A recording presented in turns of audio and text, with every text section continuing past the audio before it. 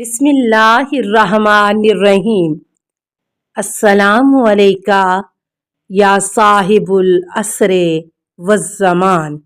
راوی کہتا ہے آپ صلی اللہ علیہ وسلم نے سر کو جھکایا اور ایک لمحے تک خاموش رہے، پھر سر کو اوپر اٹھایا اور فرمایا میرا ماں باپ اس پر فدا ہوں، اس کا نام میرے نام پر اور مجھ سے مشابہ تر ہوگا اور موسیٰ ابن عمران سے مشابہ ہوگا۔ اس نے حلہ نورانی زیب تن کیا ہوگا اور جس کی شعاع سے قدس روشن ہوگا۔ گویا کہ میں بھی اس کے ساتھ مایوس تھا کہ ایک منادی ندا دے گا اور وہ ندا دور سے اس طرح سنائی دے گی جس طرح نزدیک سے سنائی دے گی، اور اس وقت مومنین کے لیے رحمت اور منافقین کے لیے عذاب ہوگا۔ میں نے عرض کیا وہ ندا کیا ہے؟ حضرت صلی اللہ علیہ وسلم نے فرمایا وہ 3 آوازیں ہیں جو ماہ رجب میں سنائی دیں گی۔ ان میں سے پہلی آواز یہ ہوگی یاد رہے ظالموں پر اللہ کی لعنت ہے، دوسری آواز قیامت قریب ہے، اور تیسری آواز جب کہ وہ ایک جسد کو دیکھیں گے سورج کے ساتھ، یاد رہے اللہ نے مبعوث کیا ہے فلاں ابن فلاں کو، یہاں تک کہ اس کا نسب نامہ علی تک بیان کیا جائے گا اور اس میں ظالموں کے لیے ہلاکت ہے۔ پس اس وقت فرض آ جائے گا، یعنی قیام کریں گے اور اللہ اس کے ذریعے سے مومنین کے دلوں کو شفا دے گا اور ان کے دلوں سے غیظ و غضب کو دور کرے گا۔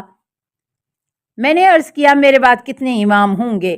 حضرت صلی اللہ علیہ وآلہ وسلم نے فرمایا حسین کے بعد 9 امام ہوں گے اور ان میں سے 9واں مہدی ہوگا۔ بحار الانوار جلد 36 صفحہ 337 حدیث 200۔ اہل بیت کو رجس سے دور کر کے اللہ نے ان کو کیا شرف عطا کیا؟ اللہ تعالیٰ کا ارادہ بس یہی ہے ہر طرح کی ناپاکی کو اہل بیت آپ سے دور رکھے اور آپ کو ایسے پاکیزہ رکھے جیسے پاکیزہ رکھنے کا حق ہے۔ نبی کریم صلی اللہ علیہ وآلہ وسلم نے حسن و حسین اور جناب فاطمہ الزہرا کو بلایا اور اپنے سامنے بٹھایا اور علی علیہ السلام کو بلا کر پس پشت بٹھایا اور فرمایا اے اللہ یہی میری اہل بیت ہے، بس ان سے رجس کو دور رکھ اور انہیں پاکیزہ رکھ جس طرح پاکیزہ رکھنے کا حق ہے۔ سلمہ نے عرض کیا یا رسول اللہ کیا میں بھی ان کے ساتھ ہوں؟ آپ صلی اللہ علیہ وآلہ وسلم نے فرمایا تو خیر پر ہے مگر اہل بیت میں سے نہیں ہے۔ میں نے عرض کیا یا رسول اللہ اللہ تعالیٰ نے اس عطرت طاہرہ اور ذریت مبارکہ سے رجس کو دور کر کے ان کو کیا شرف عطا کیا ہے؟ حضرت صلی اللہ علیہ وآلہ وسلم نے فرمایا اے جابر کیونکہ میری عطرت میرے گوشت اور خون سے ہے، پس میرا بھائی سید الاوصیاء ہے، میرے دونوں بچے خیر الاسباط ہیں اور میری دختر عورتوں کی سردار ہے اور ہم میں سے مہدی ہے۔ میں نے عرض کیا یا رسول اللہ مہدی کون ہیں؟ حضرت صلی اللہ علیہ وآلہ وسلم نے فرمایا اولاد حسین میں سے 9 ائمہ ابرار ہوں گے اور ان میں سے 9واں مہدی ہوگا جو زمین کو عدل و انصاف سے پر کر دے گا اور وہ تعویل قرآن پر جنگ کرے گا جس طرح میں نے تنزیل القرآن پر جنگ کی ہے۔ بحار الانوار جلد 36 صفحہ 272 عن الغیبۃ للنعمانی۔ آپ صلی اللہ علیہ وآلہ وسلم کے نزدیک محبوب ترین کون ہیں؟ مہاجرین، انصار یا بنو ہاشم؟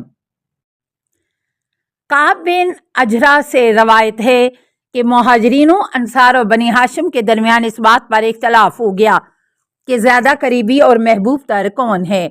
اس نزاع کو رسول خدا صلی اللہ علیہ وآلہ وسلم کی خدمت میں پیش کیا۔ حضرت صلی اللہ علیہ وآلہ وسلم نے فرمایا اے گروہ انصار تم جانتے ہو کہ میں تمہارا بھائی ہوں۔ انہوں نے کہا اللہ اکبر، رب کعبہ کی قسم آپ ہم میں سے ہیں۔ پھر فرمایا اے گروہ مہاجرین تم جانتے ہو کہ میں تم میں سے ہوں۔ انہوں نے کہا اللہ اکبر، رب کعبہ کی قسم آپ ہم میں سے ہیں۔ پھر حضور اکرم صلی اللہ علیہ وسلم نے فرمایا، اے بنی ہاشم، تم جانتے ہو کہ تم مجھ سے ہو اور میری طرف ہو۔ ہم سب اس بات پر راضی ہو گئے اور وہاں سے اٹھ کھڑے ہوئے اور رسول خدا صلی اللہ علیہ وسلم کے پاس سے خوشحال ہو کر لوٹ گئے۔ بحار الانوار جلد 22 صفحہ 312، حدیث 16، عن مناقب آل ابی طالب۔ وجعلها کلمۃ باقیۃ فی عقبیہ کی تفسیر۔ ابو ہریرہ سے روایت ہے کہ میں نے رسول خدا صلی اللہ علیہ وسلم سے اس آیت مجیدہ کے متعلق سوال کیا، وَجَعَلَهَا كَلِمَةً بَاقِيَةً فِي عَقْبِهِ، زخرف آیت 28، اور اس کی پشت میں سے کلمہ باقیہ کو قرار دیا۔ حضرت صلی اللہ علیہ وسلم نے فرمایا، اللہ تعالیٰ نے امامت کو پشت حسین میں قرار دیا اور اس کی اولاد میں سے 9 ائمہ ہوں گے اور انہی میں سے ایک اس امت کا مہدی ہوگا۔ پھر فرمایا، اگر کوئی شخص مقام ابراہیم اور رکن کے درمیان کھڑا ہو کر نمازیں ادا کرتا رہے اور اس حالت میں مر جائے اور اس کی اللہ سے ملاقات ہو، اس حالت میں کہ دل میں میری اہل بیت کا بغض رکھتا ہو، تو اللہ اسے جہنم میں داخل کرے گا۔ بحار الانوار جلد 23 صفحہ 42، حدیث 83، عن امالی الشیخ الطوسی۔ ہدایت ہماری جانب سے ہے یا ہمارے غیر کی جانب سے؟ حارث بن نوفل سے روایت ہے کہ جناب علی علیہ السلام نے رسول خدا صلی اللہ علیہ وسلم سے سوال کیا، یا رسول اللہ، ہم ہادی ہیں یا ہمارے علاوہ کوئی اور ہادی ہے؟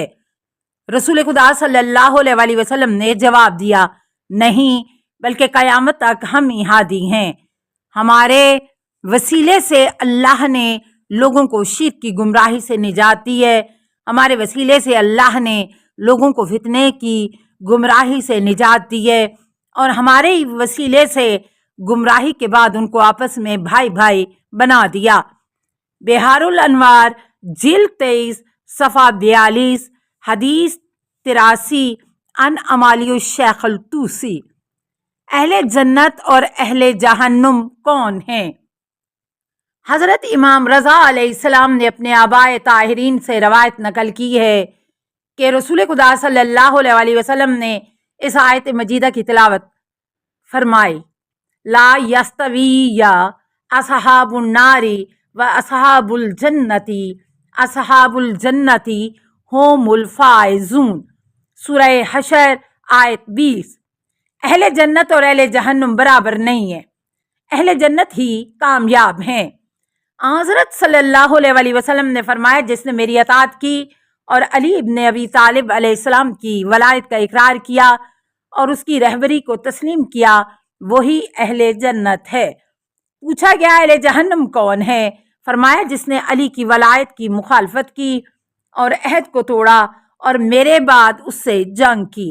بحار الانوار جلد 27 صفحہ 203، حدیث 2، عن امالی الشیخ الطوسی۔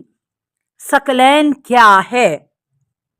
حجت الوداع کے موقع پر مسجد خیف میں رسول اکرم صلی اللہ علیہ وسلم نے ارشاد فرمایا، میں تم سے سبقت حاصل کرنے والا ہوں اور تم لوگ میرے پاس حوض کوثر پر وارد ہونے والے ہو۔ اس حوض کا عرض بصرہ اور صنع جتنا ہے۔ بصرہ اور عراق کا علاقہ ہے اور صنع یمن اور جزیرہ عرب کے جنوب میں واقع ہے۔ اس میں چاندی کے بنے ہوئے ایسے پیالے جو آسمان کے ستاروں کی تعداد کے برابر ہیں۔ یاد رکھو، میں تجھ سے ضرور ثقلین، 2 قیمتی چیزوں کے متعلق سوال کروں گا۔ لوگوں نے پوچھا، یا رسول اللہ، یہ ثقلین کیا ہے؟ حضرت صلی اللہ علیہ وسلم نے فرمایا، ایک کتاب اللہ جو کہ ثقل اکبر ہے، جس کے ایک طرف اللہ کا ہاتھ اور دوسری طرف تمہارا ہاتھ ہے، بس تم اس سے تمسک رکھنا، کیونکہ اس سے تمسک رکھنے سے نہ کبھی گمراہ ہوگے اور نہ کبھی لغزش ہوگی۔ اور دوسری میری اطرت و اہل بیت۔ حضور اکرم صلی اللہ علیہ وسلم نے اپنے دونوں ہاتھوں کی شہادت کی انگلیوں کو ملایا اور فرمایا وہ کبھی ایک دوسرے سے جدا نہیں ہوں گے یہاں تک کہ میرے پاس حوض کوثر پر وارد ہوں گے، مثل میری ملی ہوئی ان دو انگلیوں کے۔ پھر حضرت صلی اللہ علیہ وسلم نے انگشت شہادت اور درمیانی انگلی کو ملاتے ہوئے فرمایا اس طرح نہیں، کیونکہ ان میں سے ایک کو دوسرے پر فضیلت حاصل ہے۔ بحار الانوار جلد 23 صفحہ 129 130 حدیث 61۔ السلام علیکہ یا صاحب العصر والزمان، الامان الامان الامان من فتن الزمان، السلام علیکہ یا خلیفۃ الرحمن، السلام علیکہ یا امام الانس والجان، السلام علیکہ یا مظہر الایمان، السلام علیکہ یا شریک القرآن، السلام علیکہ یا قاطع البرہان، السلام علیکہ یا امام زماننا ھذا اجل اللہ فرجک وسہل اللہ مخرجک وظہورک، السلام علیکہ ورحمۃ اللہ۔ اللہم صلی علی محمد و آل محمد۔